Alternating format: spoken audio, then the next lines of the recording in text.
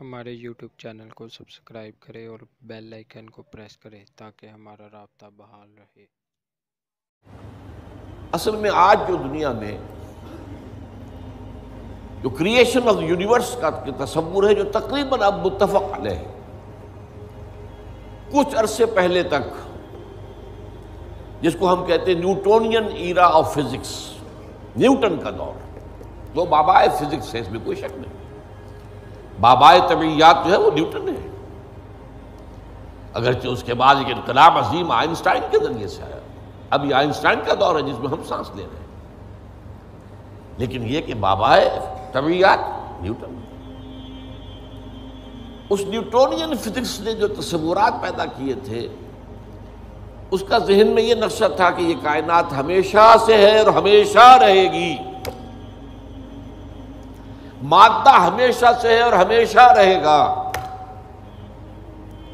Matter is انڈسٹرکٹیبل، مادہ ختم ہو ہی نہیں سکتا، وغیرہ وغیرہ وغیرہ وغیرہ، ہماری تفصیل میں نہیں جا سکتا۔ آج ہمیں معلوم ہو گیا ہے، اور اس پر اجماع ہے تقریباً فزکس کا اور کافی عرصے سے، this universe has a beginning, اور اس کو نام دیا گیا بگ بینگ۔ کتنے بلینز اینڈ بلینز اگو، ایئرز اگو، ایک بہت بڑا دھماکہ ہوا تھا، بگ بینگ، اور اس سے کائنات کا آغاز ہوا۔ اور نمبر دو، اس کا ایک اینڈ بھی ہے، الی اجل مسمى، جسے قرآن کہتا ہے۔ یہ کائنات ہمیشہ کے لیے نہیں ہے، الی اجل مسمى، ایک خاص مدت معینہ تک یہ رہے گی، اس کے بعد خاتمہ ہو جائے گا، یہ ہمیشہ کی نہیں۔ تو بگ بینگ سے جو ایک نظریہ شروع ہوا کہ شروع میں کیا تھا، ذرات تھے، بہت چھوٹے بہت چھوٹے بہت چھوٹے بہت چھوٹے، فوٹونز، ان میں حرارت اتنی تھی، ٹریلینز ڈگری آف فارنہائٹ یا سینٹی گریڈ جو چاہیں کہیں، and they were running away from each other. یہ تھی first stage of the creation of this material world.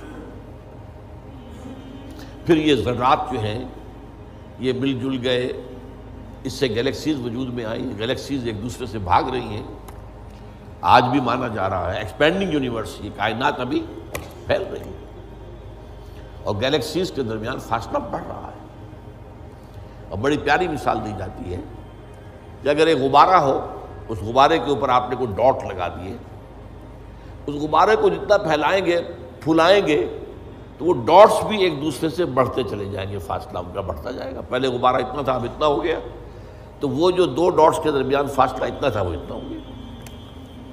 تو theory of the expanding universe, Iqbal نے کہا ہے یہ کائنات ابھی ناتمام ہے شاید، کہ آ رہی ہے دمادم صدائے کن فیکون کن فیکون۔ ابھی تو جیسے کہ قرآن مجید میں آیا بھی ہے، ہم اپنے خلق میں ہم وسعت کر دیتے ہیں جو جتنا چاہتے ہیں، وَنَزِيدُ فِي الْخَلْقِ مَا نَشَاءُ، یہ تخلیق جو ہے بھی جاری ہے۔ بہرحال اس کے بعد وہ دور آیا کہ پھر یہ گیلیکسیز کے اندر یہ کرے بنے اور سٹارز بنے، اور پھر وہ کرے ٹھنڈے ہونے شروع ہوئے۔ انہی میں سے ایک کرہ ہمارا یہ زمین ہے۔ یہ آگ کا کرہ تھا، آگ کا جیسے سورج ہے، لیکن ٹھنڈا ہوا، ٹھنڈے ہونے سے یہ سکڑا، تو اس پر اونچائیاں اور نیچائیاں پیدا ہوئی۔ اس میں سے جو بخارات نکلے انہوں نے جا کے ایٹماسفیئر کی شکل اختیار کی۔ اس ایٹماسفیئر کے اندر پھر گیسز کے باہمی انٹریکشن سے پانی پیدا ہوا، اور ہزارہا برس تک پانی برستا رہا، پانی برستا رہا، پانی برستا رہا، جس سے سمندر وجود میں آیا۔ اور وہ جو زمین ٹھنڈی ہوئی تو اوپر کرسٹ آف دی ارتھ جو آیا ہے، وہ اور پانی، اس کے امتزاج سے اس کرۂ ارضی پر حیات کا آغاز ہوا، اور اس حیات کی لکھوں کا سال کے اندر ارتقائی مراحل سے گزر کر آخری نتیجہ جو ہے وہ آج کے نظریے کے مطابق وہ ہومو سیپینس انسان ہے۔ یہ میں نے آج کا نظریہ تخلیق آپ کے سامنے رکھ دیا۔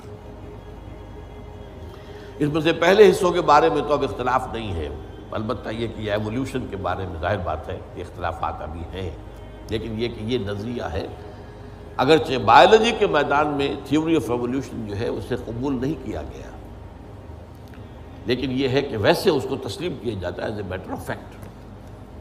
انسان کی سوچ میں، سوشل سائنسز میں ہر چیز کے اندر جو ہے وہ تھیوری آف ایولیوشن گھس چکی ہے۔ اب جو بات اس میں نہیں آئی ہے وہ بات میں آپ کو بتا رہا ہوں۔ This big bang was the beginning of the material universe. اس سے پہلا ایک دور ہے جسے سائنس نہ دیکھ سکتی ہے، نہ جان سکتی ہے، نہ اس تک اس کی پہنچ۔ اس سے پہلے بھی ایک حرف کن آیا تھا، جیسے ایک حرف کن سے بگ بینگ ہوا ہے۔ بگ بینگ کس چیز میں ہوا ہے وہ ابھی میں بتاتا ہوں۔ اللہ تعالیٰ کے پہلے اولین حرف کن سے ایک بہت لطیف نور پیدا ہوا۔ یہ لطیف نور کیوں کہہ رہا ہوں؟ اس میں حرارت نہیں تھی، حرکت بھی نہیں تھی، لطیف۔ اس سٹیج پر اس لطیف نور سے انسانی ارواح پیدا کی گئی اور فرشتے پیدا کیے گئے۔ یہ پری بگ بینگ معاملہ ہے۔ ارواح انسانیہ میٹیریل نہیں ہے، ان کا تعلق اس یونیورس میٹیریل یونیورس سے نہیں ہے۔ یہ تو بگ بینگ سے پہلے کی بات ہے، فرشتے اور ارواح انسان۔ جسد نہیں تھا، صرف روحیں تھیں، لیکن ہر ایک کی روح تھی۔ آدم سے لے کر آخری انسان جو آئے گا دنیا میں قیامت سے تب پہلے تک، سب کی ارواح موجود تھی، اور ان سے عہد لیا تھا اللہ نے، الست بربکم قالوا بلی۔ اب جو آدمی اس بات کو نہیں مانتا وہ کیسے سمجھے گا کس سے عہد لیا تھا؟ جدید دور کے ایک مفسر نے لکھا اپنی تفسیر میں، یہ عہد انسان کی تخلیق سے قبل عالم غیب میں لیا گیا۔ میں نے ان سے عرض کیا کہ حضور یہ تو جملہ آپ کا محمل ہے، جو شے پیدا ہی نہیں ہوئی اس سے کیسے عہد لے لیا؟ عہد و معاہدہ تو ہوتا ہے جو موجود ہے، اور پھر اس میں بھی یہ الفاظ آتے ہیں، میں بقائمی ہوش و حواس یہ اقرار کر رہا ہوں، فل کانشسنس، سیلف کانشسنس کے ساتھ آدمی ایک عہد کرتا ہے، ایک اقرار کرتا ہے، ایک معاہدہ کرتا ہے۔ تب میں نے جب ان سے عرض کیا تو انہوں نے مانا کہ ہاں تمہاری بات ٹھیک ہے، یہ عہد اجساد انسانیہ کی تخلیق سے قبل ارواح انسانی سے لیا گیا۔ یہ ایک سٹیج تھی جس میں ارواح پیدا کی۔ اس عالم ارواح میں جبکہ ابھی میٹیریل ورلڈ شروع نہیں ہوئی، ابھی وقت کا کوئی تصور نہیں ہے۔ یہی وجہ ہے کہ عالم ارواح میں جو کچھ ہوتا ہے اس میں وقت نہیں لگتا، کن فیکون کن فیکون۔ عالم خلق میں آ کر وقت لگتا ہے۔ آسمان اور زمین 6 دنوں میں پیدا کیے ہیں، وہ دن ہمارے 24 گھنٹے والے دن تو نہیں ہے۔ انسان کے ایک نطفے سے لے کر ایک بچے کے مکمل ہونے تک 9 مہینے لگتے ہیں، ٹائم لگتا ہے۔ عالم ارواح میں ملائکہ کے لیے کیا خیال ہے آپ کا؟ جبرائیل کو عرش معلیٰ سے یہاں آنے میں کوئی وقت لگتا ہے؟ ٹائم ایلیمنٹ ہے ہی نہیں۔ ابھی یہ اس دور کی پیداوار ہے جبکہ ابھی ٹائم پیدا ہوا ہی نہیں۔ ٹائم اینڈ سپیس جو ہے یہ کانسیپٹ ہے بگ بینگ کے بعد کا۔ حرکت بھی ہے تو اسی کے اعتبار سے جو وقت کا تصور پیدا ہوگا، یہ پاسنگ ٹائم۔ لہذا یہ ارواح انسانیہ پیدا کی گئی جبکہ ابھی میٹیریل یونیورس کی ابتدا نہیں ہوئی تھی، اور ان کو ایک کولڈ سٹوریج میں رکھ دیا گیا۔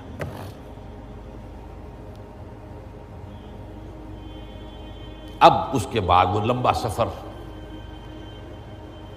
یہ جو تنزلات اور ارتقاء، یہ اصل میں دو اصطلاحات آتی ہیں۔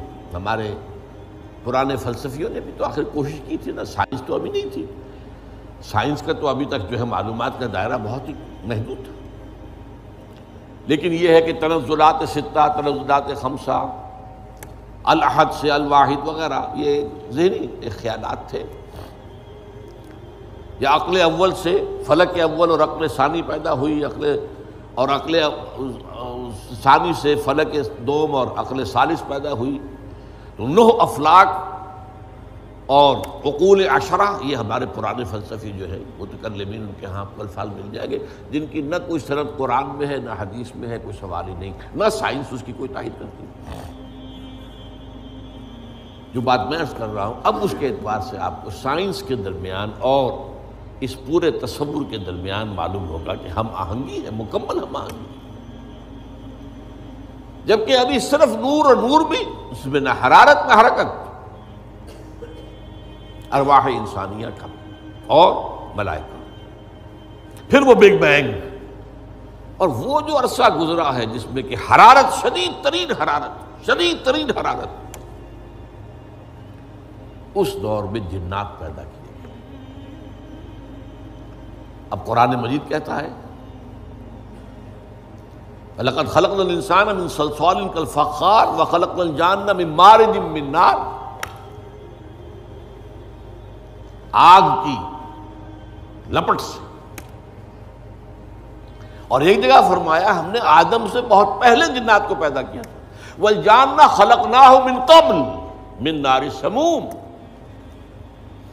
سموم کہتے ہیں وہ جو ہوا بعد سموم جس میں جلتی ہوئی آگ ہوتی ہے، لو، سخت صحرا کی لو، اس کا تصور کیجیے آپ، اس کی آگ سے، اس کی حرارت سے جنات پیدا کیے۔